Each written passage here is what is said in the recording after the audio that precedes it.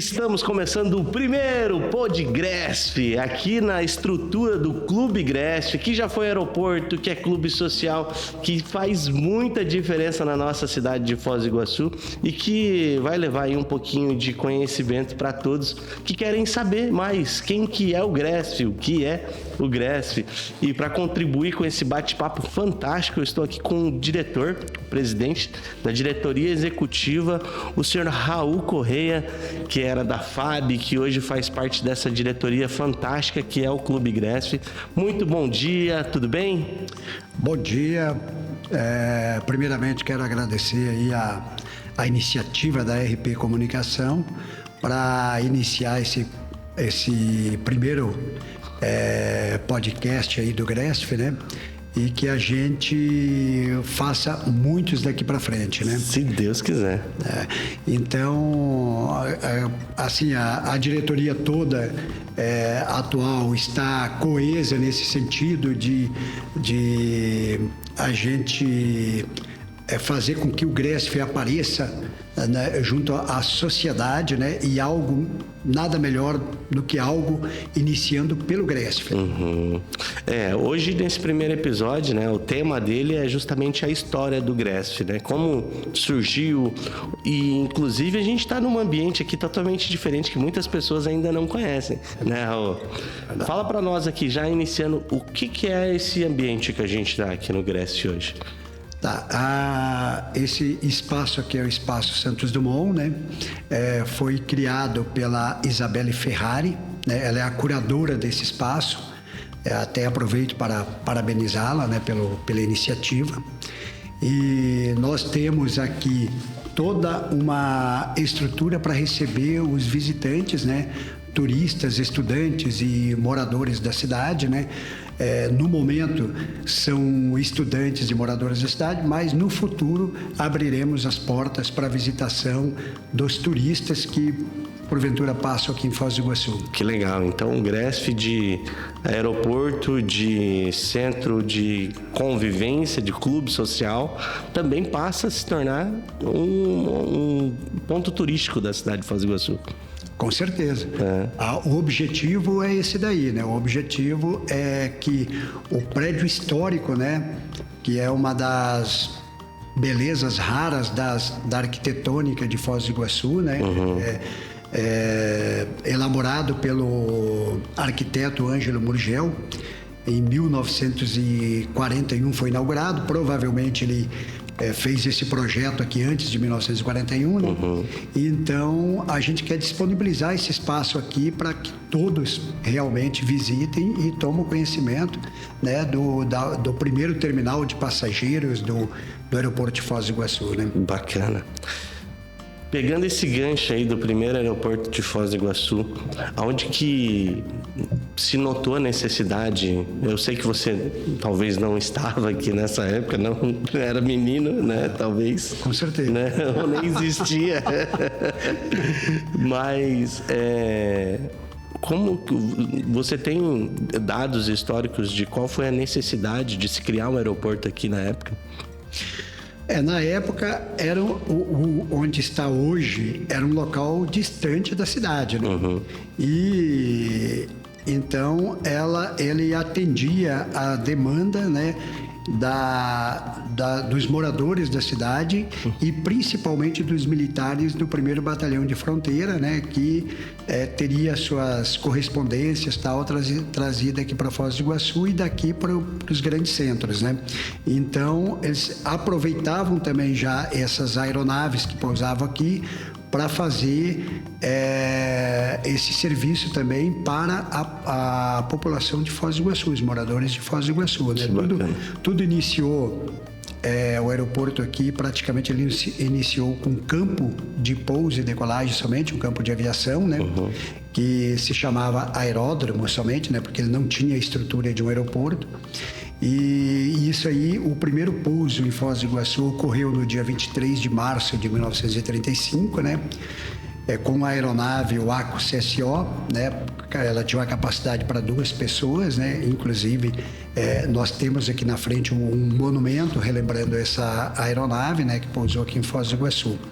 E a partir daí, então, na época era o chamado Correio Aéreo Militar, né? Que depois, com a criação do Ministério da Aeronáutica, né? O então Ministério da Aeronáutica, em 1941, passou a se chamar Correio Aéreo Nacional. Que bacana. Que bacana. É claro, hoje vocês têm uma réplica também de um farol aqui, né? Isso, não, aquela ali não é réplica. Ali é o original. Original, olha que bacana. Farol de aeródromo, né? Ele servia para... Ele serve até hoje, né? Porque lá no aeroporto atual existe esse farol de aeródromo ainda. Claro que é bem menor, né? E bem mais potente. Mas esse que tem aqui atualmente é um antigo, né? Usado aí desde a década de 60 já.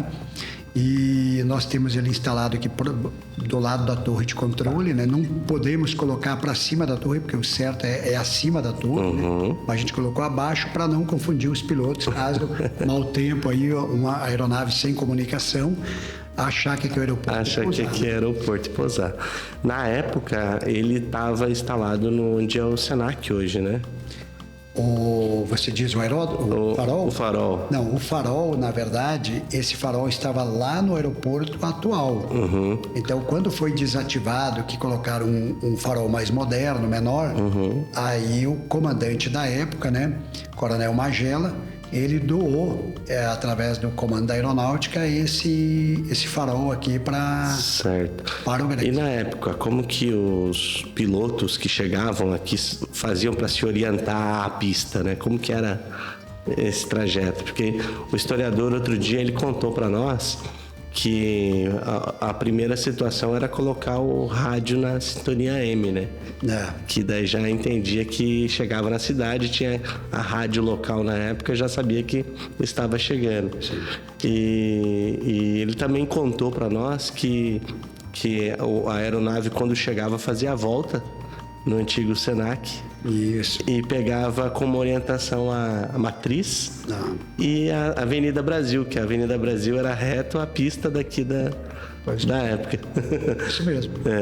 Na verdade, existiam muitos equipamentos que já davam apoio naquela época, né, em 1941, já existia muito apoio, né, em 1935 também. Mas, em 1935, uma das orientações que o piloto usava eram montanhas, rios, olhava no mapa, né? E principalmente a rede telegráfica que vinha de Curitiba até Foz do Iguaçu. Então, o primeiro pouso aconteceu até Foz do Iguaçu através do direcionamento, né? O piloto pegou a linha telegráfica como referência para chegar a Foz do Iguaçu. Isso aí nós temos escritos do piloto, né, que ele publicou em jornais na época de Curitiba, e nós temos essa declaração dele, né? Que bacana. E assim, não era todo mundo que podia voar, né, aqui na época, né? O primeiro voo falaram que juntou muitas pessoas para assistir, para acompanhar, que chegou aqui bem cedo e que ficou até mais de 8 horas aqui esperando a chegada de um avião. Na verdade, foi um grande evento na cidade, né, em 1935, que parou a cidade toda e todo mundo que morava aqui na residência, aqui eram residentes aqui em Foz do Iguaçu, se dirigiram para o local onde ia ser o campo de aviação, né, para o primeiro pouso. Esse primeiro pouso, os pilotos pousaram, tem inclusive foto, né, desse primeiro pouso, e nesse primeiro pouso que ocorreu aqui, eles pousaram praticamente no meio do mato. Eles pediram para fazer uma pista, só que não fizeram de acordo com o que eles pediram. Como era um voo precursor, né, para justamente saber como que ia fazer, então os pilotos orientaram as pessoas que fizeram aquela derrubada do mato e tal, né? Aquele descampado para a aeronave pousar. Aí sim eles passaram as orientações certinhas como deveria ser feito. Então, o teste foi bem louco. Para os pilotos da época foi uma aventura, né? Foi uma coisa assim, talvez a adrenalina deles ficaram lá em cima. Porém, para a população, foi uma festa total. Imagina. Aquele enorme, para a época, né? Pássaro vermelho, né? Que ele era vermelho, todos os aviões eram vermelhos da época. E aí eles, do Correio Aéreo Militar, todos eram vermelhos. Então, quando pousou aqui, então foi aquela festa, né, tal, e quase que invadiram a pista, foi até meio perigoso, mas não aconteceu nenhum incidente. Que bacana. Uma festa total. Em que ano, então, daí passou-se, então, de aeródromo para aeroporto? Aí foi em 1941. 1941. Quando se criou, quando inaugurou o terminal de passageiro, torre de controle, estação meteorológica, a estação rádio, aí passou a se chamar aeroporto. Entendi. E aqui recebia companhias aéreas e tal. Aí a partir de 1941, a primeira empresa a pousar aqui, a primeira aeronave de uma empresa a pousar aqui foi de uma empresa americana, né? A Panam. Né? Depois passou a se chamar Panam do Brasil e depois passou a se chamar Panair, né? Entendi. E tem um fato que se contou, pelo menos na época de menino, né? Nas escolas, que aqui foi o aeroporto onde que veio a turma da Disney. É verídica essa história? Existe essa história, né, que o Walt Disney esteve aqui em Foz do Iguaçu, porém a gente procurou vários documentos para ver isso aí, não encontramos, mas existe a história e a gente quer que essa história passe de história para história, né? Então há esse estudo em cima, né? Nós temos um museólogo chamado Pedro Louvan, que é da UNILA, mas nos dá um apoio aqui voluntariamente, e ele que está atrás fazendo esses levantamentos. Esse estudo todo, né? Que bacana. Acho que seria realmente bem interessante, como nós temos a história de Santos Dumont, né?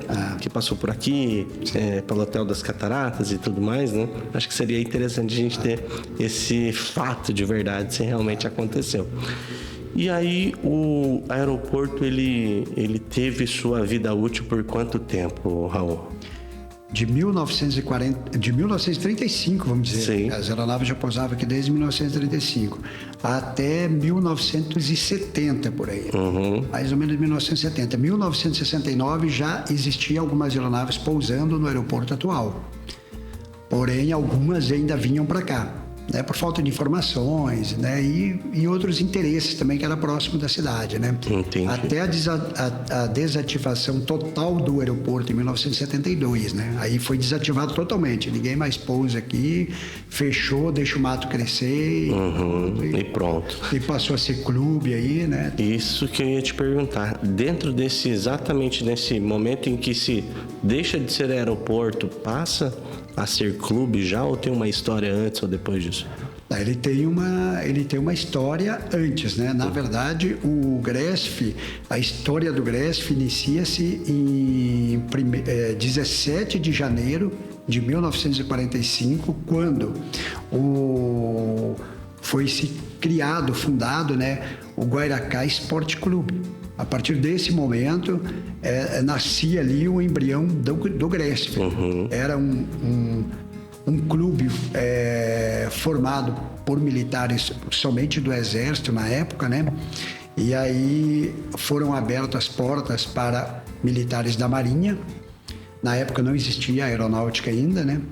E aqui em Foz do Iguaçu não existia, em 1945. E também foram abertos aos civis que jogavam futebol, né? Alguns se associaram ao clube. Então começou com essa junção da sociedade civil com a sociedade militar. Isso. Né? Para interagir, o futebol sempre unindo, né? Os brasileiros, né? É verdade. O futebol unindo. O futebol ele foi a base, então, praticamente, do motivo pelo qual se originou o Guaracá. Isso. E, consequentemente, o GRESF, como é que foi o surgimento ou a fusão disso para que hoje o GRESF existisse? O GRESF, ele... Então, em 1945, o Guaracá Esporte Clube. Em 1950, foi criada uma nova associação na cidade, o Grêmio Olavo Bilac, onde já se contemplava nesse grêmio militares do Exército, Aeronáutica e Marinha. né? Porque a aeronáutica chegou aqui aproximadamente em 1949, por aí, né? Terminou a guerra, ficou um tempo, quem administrava que era o Ministério da Agricultura e passou essa administração então para o Ministério da Aeronáutica, né? Então, aí em 1950 foi fundada esse Grêmio Olavo Bilac ali no centro, próximo do Hotel Rafaim, na Marechal. E a partir deste momento, surgiram outras necessidades, que era como o Grêmio Olavo Bilac ele era mais social e o Guairacá era esportivo, já se falava da fusão dos dois para que se botasse ali o esportivo e social juntos, né, para atender a demanda, principalmente dos militares que vinham de fora e não tinham contato aqui na cidade ainda. Uhum. É interessante que a sociedade militar, ela sabia tudo o que acontecia na cidade. Sim. Com esse envolvimento dos civis, né? Claro. Mesmo sem querer, durante as peladas, durante as festas, ficavam sabendo, né? Então, nós temos a chegada também, em 1965, se não me engano, da Caixa de Financiamento dos graduados do 1º Batalhão de Fronteira. Essa caixa de financiamento, na verdade, ela foi uma cooperativa fundada pelos graduados. Então, esses dias mesmo eu estava falando com um gerente ali da Cressol e disse para ele, a primeira cooperativa de Foz do Iguaçu não foi Sicredi, nem Sicob, nem a Cressol. Na verdade, foi a caixa de financiamento, né? Então, ela dava suporte financeiro para aqueles militares com dificuldades, né? Nos moldes que hoje é uma cooperativa. Uhum. Mas aí, ali na década de 80, mais ou menos, eles acabaram com essa caixa porque não tinha... As legislações tinham mudadas e passaram a ser mais rigorosas em relação a esse controle, né? Então, com a criação dessa caixa de financiamento, ela funcionou mais ou menos um ano, né?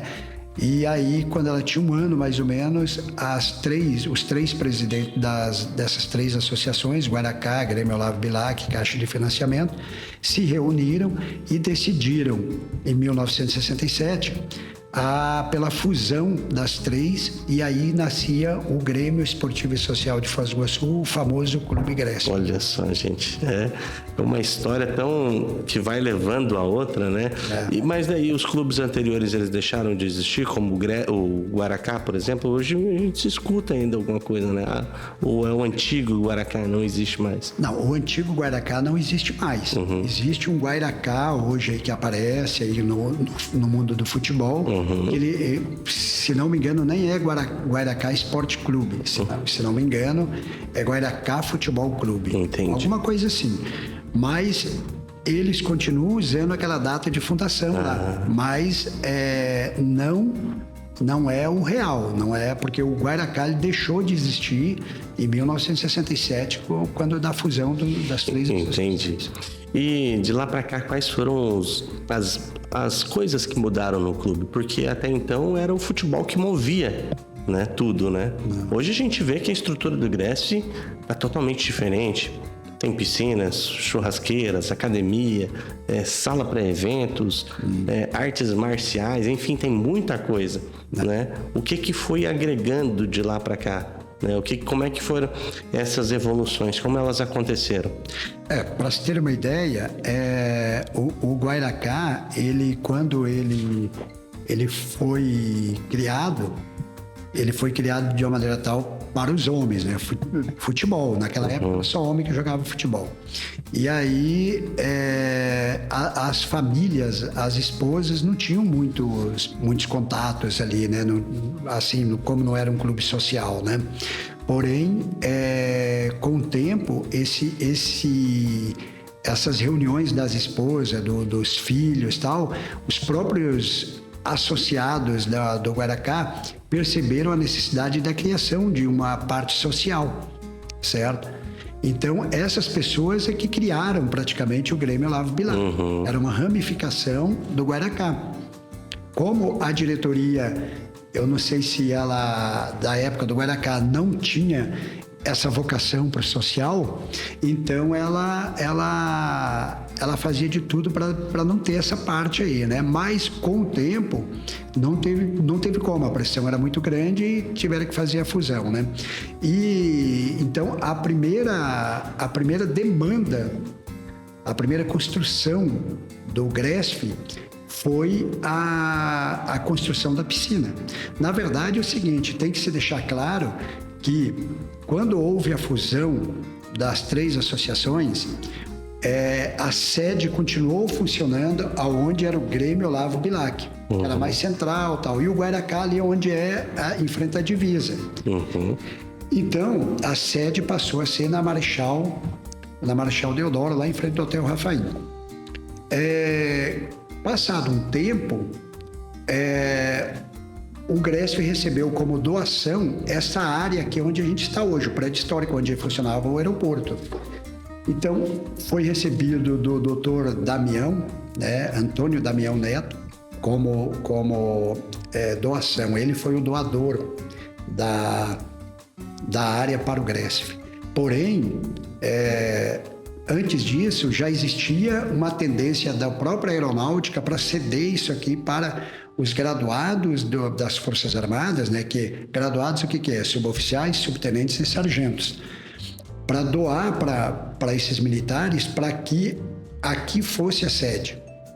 Porque, na verdade, na época, lá na década de 70, a intenção era derrubar esse prédio aqui para passar a JK reta. Para ir para Itaipu, Paraguai e tal. Então era reto. Então não existia mais necessidade disso aqui. Esse prédio aqui, para o 1º Batalhão de Fronteira, para a Prefeitura, era um elefante branco. Eles não tinham o que fazer com esse prédio. Então aí foi doado para ser uma associação, né? E aí que também surgiu o GRESF através de todas essas negociações. Então, com isso, a primeira construção, sem ser essa do prédio histórico, né, que passou a ser o salão social e a área administrativa do clube, foi a piscina ali atrás. Em 1975 ela foi inaugurada, mas as obras começaram já em 74, né? Mas os recursos foram oriundos da venda da sede do Grêmio Olavo Bilac lá no centro. Então, o que aconteceu? Foi construída a piscina, foi construído 2 vestiários e aqui esse prédio histórico foi todo reformado, adaptado para ser um salão de festa. Então, desde essa década de 60, 70, aqui passa a ser um ambiente social com festas, com a piscina e o futebol também acontecendo, né? Claro. A gente vê que o futebol ele realmente circunda a realidade do GRESF. O futebol ele uniu as instituições. Sim. E hoje a instituição tem um projeto ligado a futebol, tem algum time, como que é? Não, atualmente o GRESF está mais focado no futebol de lazer. Antes não, ele estava mais focado ao futebol amador. Hoje não, hoje ele está mais focado ao futebol de lazer para o associado. Mas aí, em contrapartida, nós tivemos outras atividades esportivas que vieram somando com isso daí, né? Então, o grande problema de manter um futebol amador e profissional é o custo elevado. Hoje, para você filiar uma associação, um clube na Federação Paranaense de Futebol, você vai gastar em torno de R$1 milhão. Uau. Só para federar. Sem contar a outra estrutura que a gente já fez um planejamento em cima disso, já fizemos testes, inclusive os testes foram negativos para o clube. Então, nós chegamos à conclusão que a gente tem que focar no esporte para o associado, no social para o associado. Claro que em cima disso daí a gente acaba abrindo as portas para a comunidade carente. Nós temos projetos aqui sociais, né? Então, nós temos hoje, além do futebol, nós temos tênis de mesa, temos futsal, temos equipe de orientação, artes marciais, como você disse, né? Taekwondo, capoeira, tem mais algumas ali. Acho que tem judô e karatê também. Judô, karatê, tem balé aqui no clube, né? Além desse balé, nós temos outros tipos de dança de rua, né?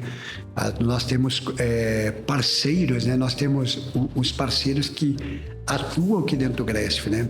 Além disso aí, como você citou anteriormente, nós temos o curso de inglês para associados, mas eles são abertos também à comunidade carente. Olha, então, nós temos aqui no GRESF um projeto chamado Projeto Sementinha. Esse Projeto Sementinhas o foco dele é atender aquelas crianças carentes, né, que moram aqui na região. Que bacana. Né? Então, nossa, é algo que realmente Foz do Iguaçu precisa, né? Eu cresci na região aqui do Jardim América, né? Tinha alguns projetos sociais também na época que eu era criança, que eu participei. Mas a oportunidade que o GRESF está dando hoje é totalmente diferente, né? Hoje, um adolescente, um jovem que tem a possibilidade de ter um curso de inglês, que tem a possibilidade de aprender um futebol, né? Daqui existe a possibilidade de acontecer de algum olheiro ver e levar para algum time? Existe essa possibilidade, Raul?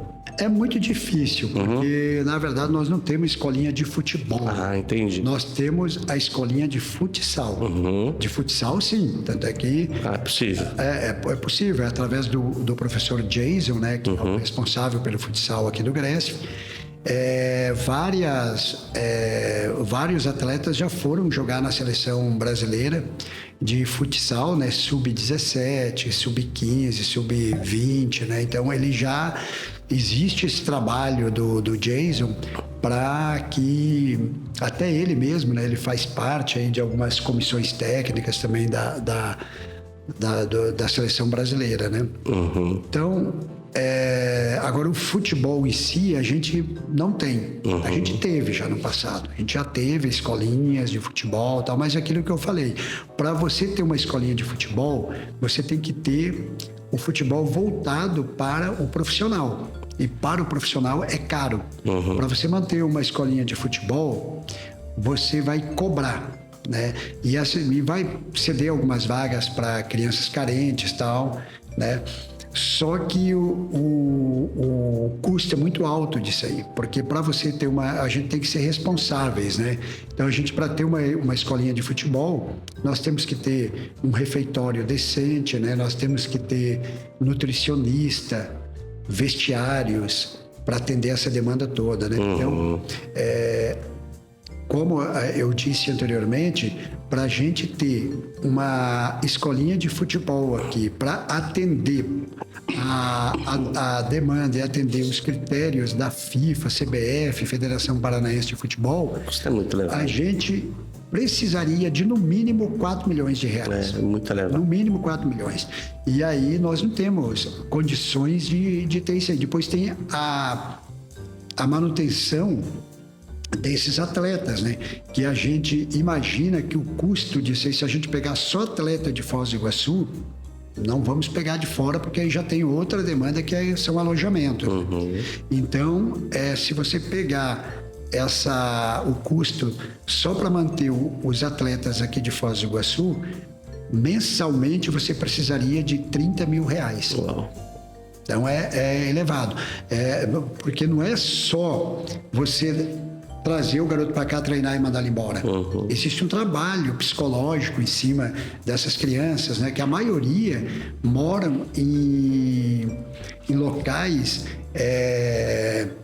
insalubres, né? A maioria que quer jogar futebol realmente, que quer seguir a carreira de futebol, são adolescentes, né? Que moram em áreas de risco. E quando você traz para cá, você tem que fazer um trabalho em cima deles, né? Porque você vê que 70%, 80% dos grandes jogadores de futebol saíram da pobreza, né? Sim. Então, é bem complicada a situação. Então, você tem que ter um trabalho bem responsável, né? E esse trabalho responsável, quando você disponibiliza para a sociedade quer retorno disso aí, né? Quer que o negócio funcione realmente e que você não pode deixar a desejar. Vamos supor, uma criança está jogando futebol, eu vou dizer um adolescente, né? Aí esse adolescente se machuca, quebra uma perna. Tem um custo isso aí.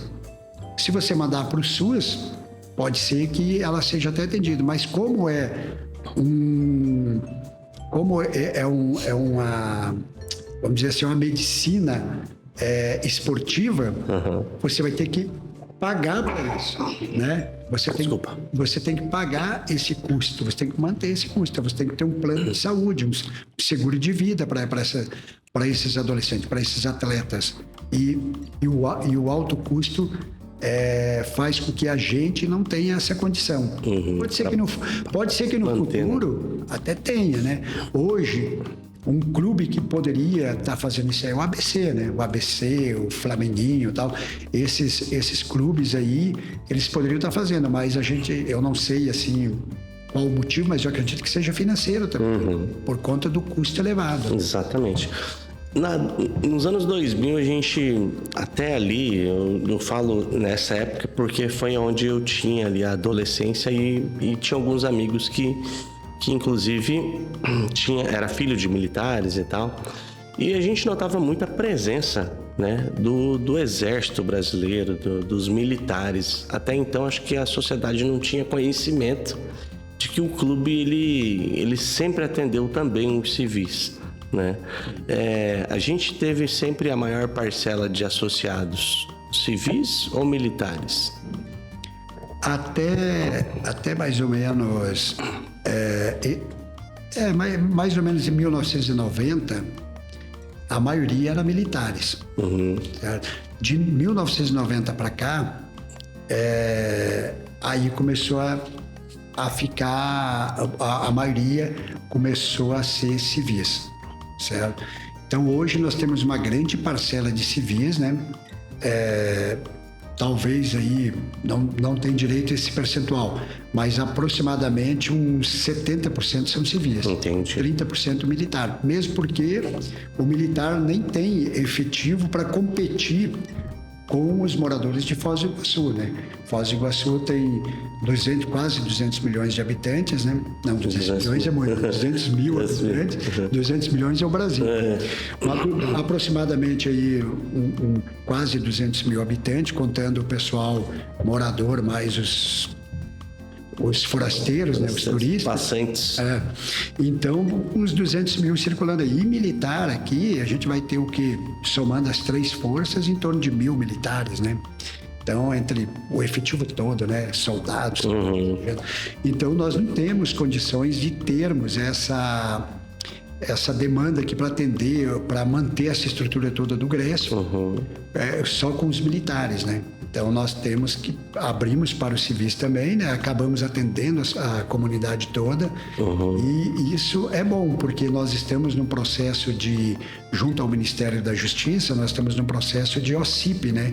Que é a Organização da Sociedade Civil de Interesse Público.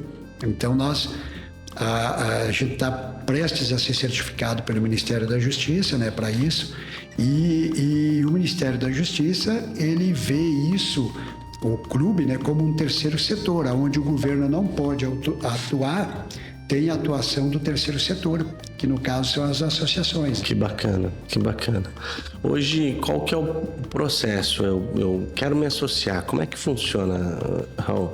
Para o cidadão se associar, basta ele comparecer na recepção, preencher o termo de adesão, e nesse termo de adesão vai constar os direitos e deveres, ali resumido, e aí vai para a análise da diretoria, esse termo de adesão. Caso ele seja indicado por um associado, esse termo de adesão nem vai para a diretoria, já é aprovado imediatamente. Bacana, bacana. Hoje a taxa é anual, né, Raul? E você pode, inclusive a academia, a estrutura, gente, eu sou associado e eu fico maravilhado com a estrutura que o GRESF propõe ao associado em relação à academia, que você pode vir ainda com o teu dependente para a academia, né? Claro. Um dependente, né? Não, pode vir até mais, mas paga uma taxinha extra. Uhum. Então, na verdade, a academia, depois da piscina, a academia foi o segundo carro-chefe do GRESF, né? Ele começou a surgir, a primeira academia do GRESF surgiu no ano ali mais ou menos 2000, 2005, né? Foi a primeira academia que surgiu aqui no GRESF, era uma academia terceirizada.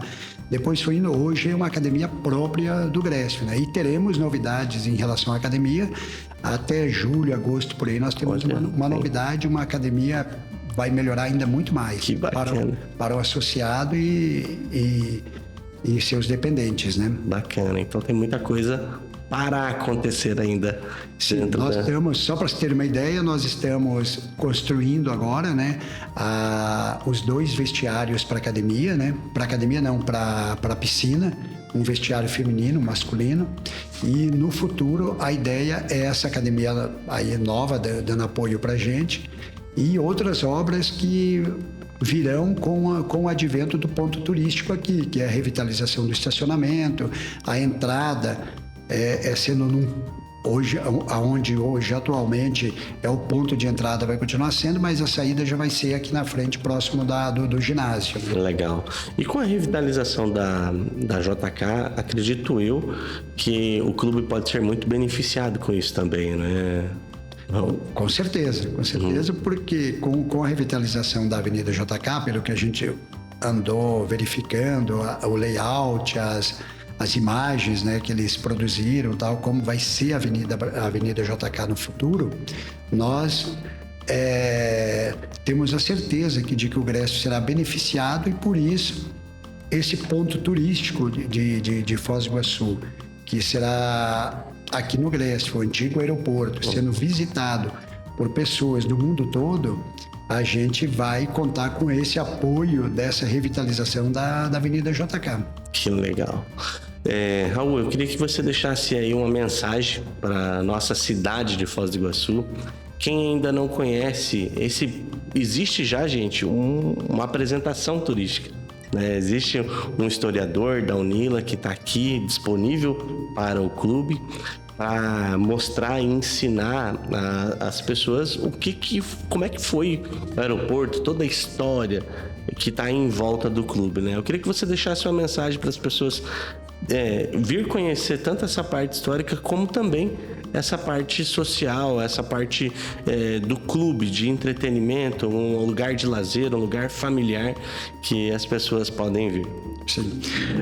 O clube, hoje nós temos aqui o Walking Tour, que é uma visita direcionada, guiada, né, por pessoas especializadas nisso daí, que faz um tour aqui dentro do prédio histórico, desde do monumento da aeronave antiga, que está ali do lado de fora, para visitar o prédio histórico, onde funcionou o primeiro aeroporto, passando por isso aí. Hoje é gratuito, né, para a população de Foz do Iguaçu sempre será gratuito, né, e após essa visita, a pessoa pode ir até ali o clube e visitar também as nossas instalações como clube voltado para o social e esportivo. Exato. E confesso que se você vive em Foz há mais de 20, 30 anos e faz tempo que não vem para cá, venha que você vai se surpreender muito. A estrutura realmente está fantástica, né? Além de tudo isso que o Raul falou, tem muitas novidades por acontecer ainda, talvez dentro desse ano, né? Mas acredito que você vai ficar maravilhado com tudo que o clube tem.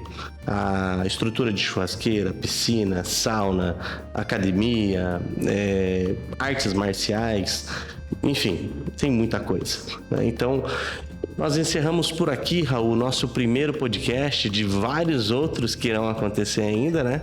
Convido a quem está nos assistindo seguir aqui o canal do YouTube e também as redes sociais, @GRESF Foz do Iguaçu, né? Que com certeza a gente vai ter muita novidade, muita coisa boa acontecendo. Com certeza. Eu também agradeço muito aí a disponibilidade de vocês para vir aqui fazer essa matéria, né?